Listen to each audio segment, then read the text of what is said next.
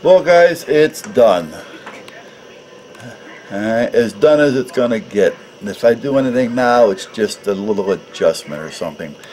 And when I say a little adjustment, it means, you know, maybe tightening up the shoulder strap, but there's plenty of holes so I can do that.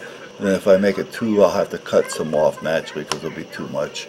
And I'm sure that's going to have to get done as the leather stretches a little bit. The downriggers over here, they're pretty set. Alright, now I haven't got it hooked up to a belt. What I did was basically I just took a piece of strap because I'm out in the shop with no pants on at 11. Well, I got pants on, but I got no pants on. I got sweats on at 11:30 at night. So I have no belt on, you know, or pants that, you know, that would hold a belt with belt loops and stuff.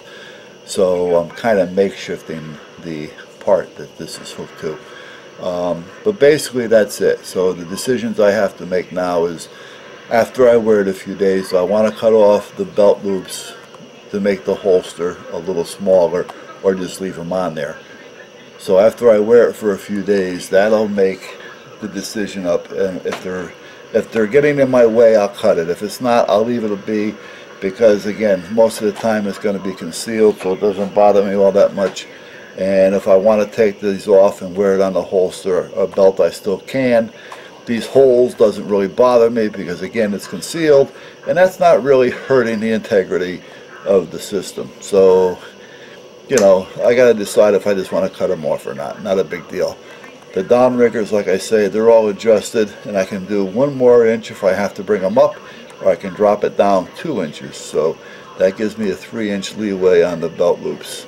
Other than that, it fits pretty decent. It feels comfortable. I don't really realize that it's there. The shoulder strap isn't falling down, and if it was, I would just tighten it up another hole. It comes in and out. Now it still has a little bit of movement in the front there, but I'm not too concerned about that because again, the holsters, basically it's new. I bought them some time ago, but I'd never used them, right? Because I was using the Kydex holster. So these have hanging around. So it's like a new leather holster. That's the way it's going to be. So I may put some mink oil inside and loosen it up a little bit. I don't know. But again, it's not too bad. You know, the riggers are holding it down. Everything is fine. And a little snugness isn't too bad because you don't want the gun to fall out. And basically that's it. So that's where I'm at. It's done. Now I figured out roughly what I have into this thing. I've got approximately $42 to $43 into it. Now I wasted 15 to 20 bucks, you know, when I first started the project, because I went to Hobby Lobby's thinking I can get some leather there, and they had some. They had a package, a high gloss package, marked leather, 1.5 inch by 42 inches. So I bought it. I bought 2 packs, and I think it was $8 a pack. When I got home and I opened it, it was suede. So again, you've probably seen that in one of the videos that I was doing on this to start with. So the suede I used a little bit basically to get some measurements with. I thought, well, I have it here, let me just use it, get some measurements and take it one step at a time. So, but if you want to consider it at anything, I would consider that a waste. Now I still have the suede, I can still use it for other things, but again, it was a waste. I didn't have to buy that.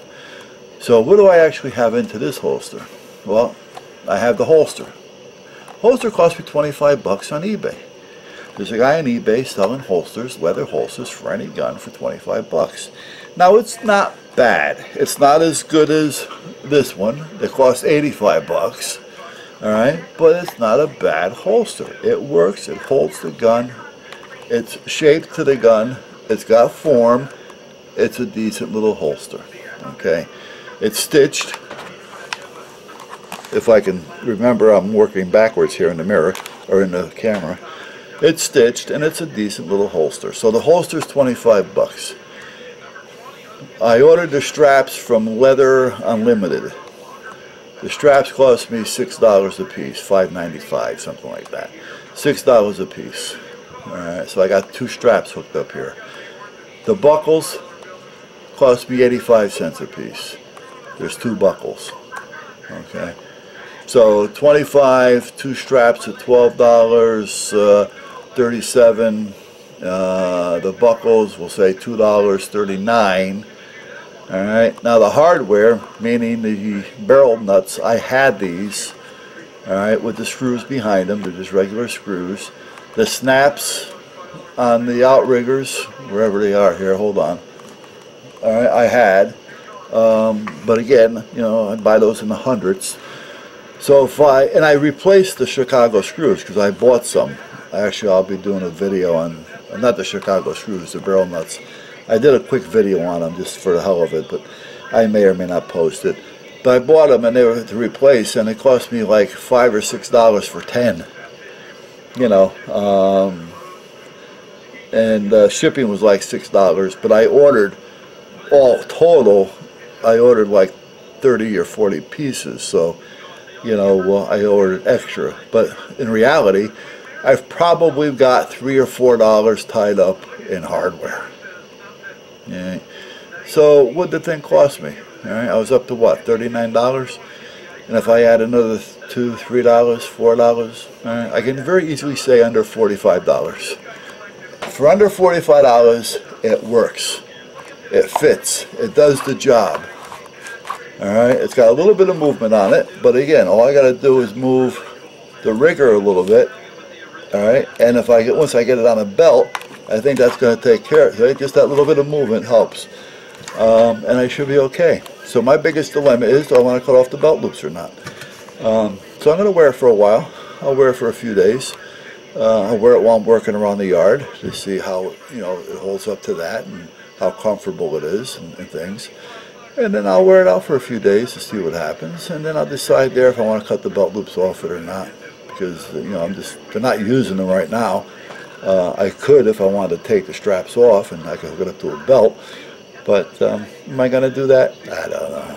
You know, I've already got another holster for an FN, so does it make that much of a difference? So basically $40, $45.